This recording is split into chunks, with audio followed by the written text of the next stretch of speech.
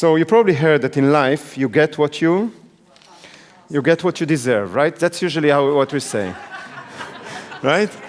In life, you get what you deserve, okay? In business, you don't get what you deserve. You need to understand that in business, you don't get what you deserve. And people don't get it sometimes. Sometimes it says, it's not fair. You know, we had that. Verd and me had it for years. We give so much to the market, we give so much to the world, we give so much to people. People appreciate it, and it doesn't come back. We don't get what we deserve. People are saying it, or at least thinking it, but in business, you don't get what you deserve. You get what you negotiate for. Please remember that. In business, you don't get what you deserve. You get what you negotiate for. So we're going to talk about negotiation, and before we can talk about it, I need to remove two big mythen, right, in Dutch, myths that people have about negotiation. And it's important, because if you keep them at the back of your mind, they will destroy and sabotage you every time that you're trying, or you won't even try to negotiate. So the first myth is that negotiation is a talent, that you need to be born into it. Either you need to be born with the talent, or you need to be born to the society, you know, that this is or to the culture that is doing it. And I don't think so. I think negotiation is like almost everything else in business is a learnable skill. It's a learnable skill, okay? And by the way, in order to master a skill, what do you need to do? Before that, guys, this is important. You need first to learn it, right? I mean, first you need to learn to play tennis or to play violin or to negotiate, and then you need to practice, and then you need to practice, and then you need to practice, and you practice some more, and at one point you master it. Does that make sense? Yes. Okay? Now, the thing is that I don't know about tennis, I don't know about violin, but I know about negotiation, that you all learned at least the basics of that, and you all practice that. I don't know if you remember that, because it happened a long time ago. But as a child, you were practicing negotiation all the time. Mommy, I want a chocolate. No, you can't have it. Mommy, I want the chocolate. This is one type of negotiation, right? No, you can't have it. Mommy, I want the chocolate. It's another type of negotiation. No, you can't have it. Mommy, if you will give me the chocolate, I will organize my room. It's another negotiation. Mommy, if you don't give me the chocolate, I will never, ever organize my room. It's the fifth one.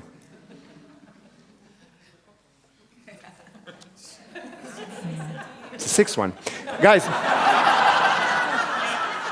you all did that. If you don't remember, look at your kids. They will remind you. How many of you have kids? How many of them negotiate with you? How many of them are pretty sophisticated? And how many of them are never give up? You all did that, guys. And you know what? In 50% of the time, you actually got what you wanted, which is 50% more than the times that you will never ask, right? So you all did that, and all I want to do today is kind of remind you, organize it a little bit, and make sure that you don't go to your next business negotiation, and when you don't get what you want, you say, I want that now! But you do exactly the same, but a little bit more sophisticated, so you can get what you want. Okay? So the fact that it's the idea that it's a myth or that you need to be born into that culture is not true, and you actually practiced that already before. You just forgot that because that's when your culture, our culture, kind of said that's not how we're doing it. Okay? Now, the other myth that many, many people have is that to get what I want, I must take something from somebody else. Right? So if I'm going to negotiate really, really strong and I'm going to get what I want, it means that the other side lose. So it's a kind of the idea that most of us have about negotiation, is that it's win-lose. Either I win and you lose something, or I lose and you win something. And I think it's ridiculous. It's like saying that in order for me to be wealthy, somebody else has to have less money. And this is coming from scarcity mentality, and I hope that, you know, since most of you are quite a long time with Open Circles, this scarcity mentality that you might have or might have is slowly dissipating, because it's not true. There is enough to go around. We are living in a world of abundance, and we just need to open our eyes and see that. So it is essential that you understand that in negotiation, a result of negotiation always must be a win-win. Okay? Every single negotiation needs to end in win-win. And believe it or not, everyone can feel good after a negotiation. Every side. And that's what I'm going to teach you today. Okay? By the way, what does it mean, win-win? Win-win is a very simple concept that people make it very, very complicated.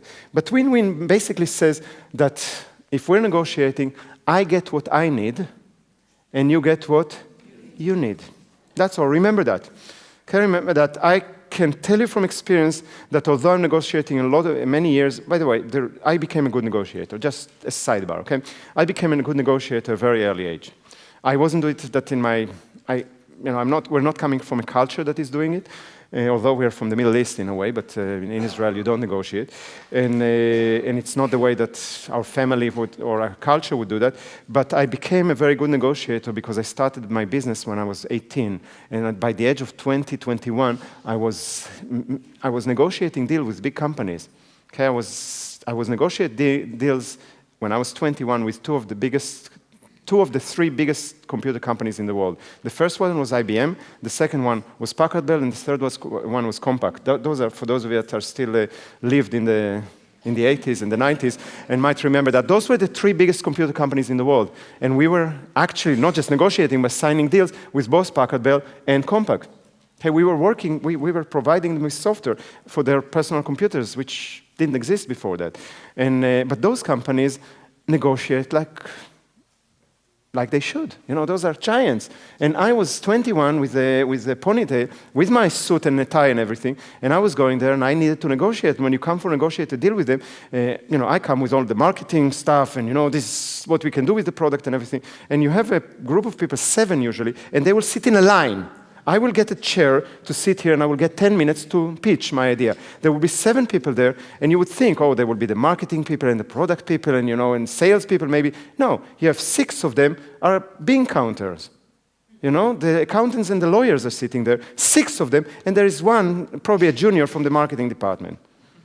You first need to talk to them, and they don't care about anything except, negotiating. They already decide that they want the product, but now they're just going to, take everything. So I learned how to negotiate very, very strongly. I remember that in one of the deals, it was actually not with one of those big companies, but with another company which was smaller, but the negotiation was so rough that at one point I needed to excuse myself, go to the toilet.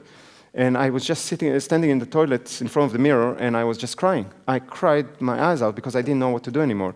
And sure enough, my partner for negotiation, the one from the other side of the table, came into the toilet too, seeing me crying. That wasn't my best day.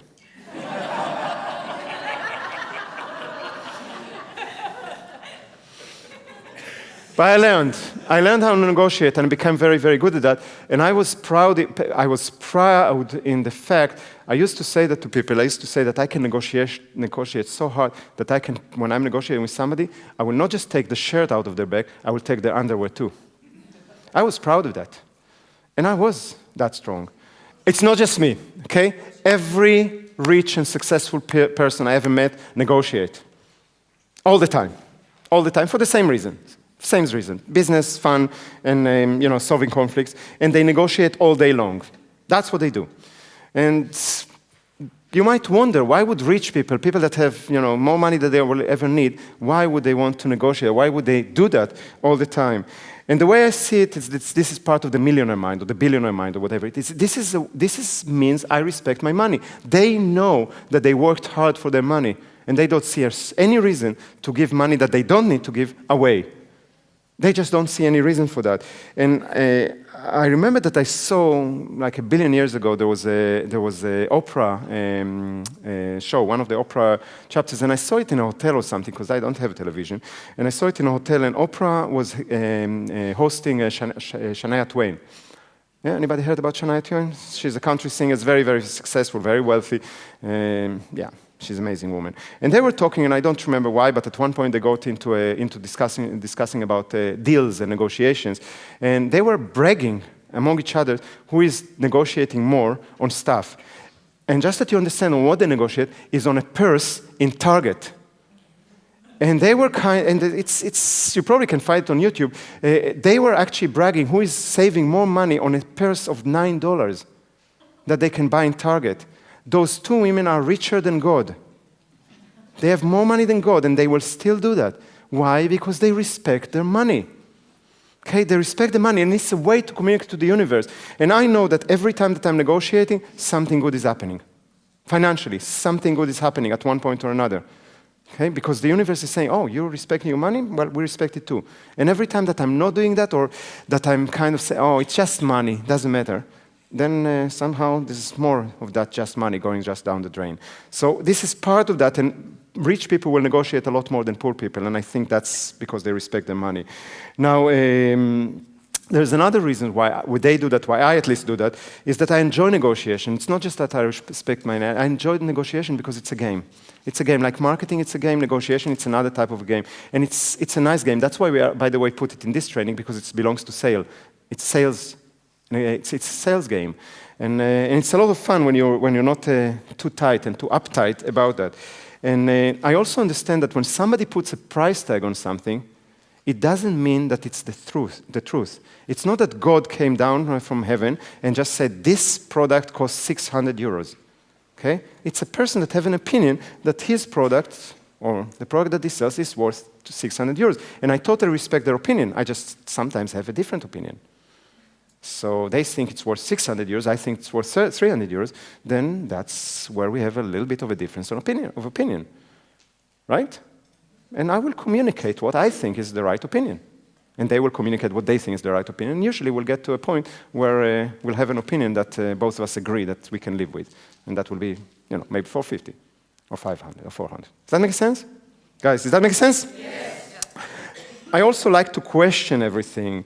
And if someone says something, I understand that this is their opinion. I just might have another opinion, and then I want to challenge their opinion. And I'm just going to give you an example of how I did that in the past. Okay, I don't do that anymore. But it was a very good practice for me to learn negotiation. I'm talking about many years ago. I would go to a shop that is selling electronics. I love that. Okay, I would go to a shop that sells electronics, and I would see a television. Okay, I would see a television. I would tell the salesman, at that time they would have, many times the more expensive items, they would have them behind the counter, right? So you could see it, but you cannot touch it, or it's not like MediaMarkt that you can actually take your own package. So it was there, and I would say to the salesperson, I want this. And he would put the television, it was heavy and everything, he would put it on the counter. And I said, so how much it is? And let's say he says 2,000. And I says, fine. And I would go from my wallet, and I would put down 1,000, and says, here's 1,000, and I would take the television and start going away. And the salesperson is looking at it and says, hey, excuse me. He says, yes. He says, it's 2,000 euros. I say, yeah, great. I gave you 1,000. And I'm continuing walking with that. And he would call me, and he says, you gave me 1,000. I says, yeah, that's okay. I gave you cash, 1,000. I'm going. And, it will go 3-4 times at one point. He says, hey, I don't understand. It's 2,000. I says, you sure? He says, okay, take the television. I would take the money and go away. I didn't plan to buy it anyway. But it goes me to stretch my uncomfort zone. Then he has an opinion, and I have an opinion. We don't have to agree on that, but I'm stating my opinion. And it was so fun, so much fun to do that. I'm actually missing doing that. And now that I'm thinking about it, I'm thinking I'm going to go back to that. It's really a lot of fun. And usually we would laugh about it. We would laugh about it, or he would have a story to tell his colleagues after that.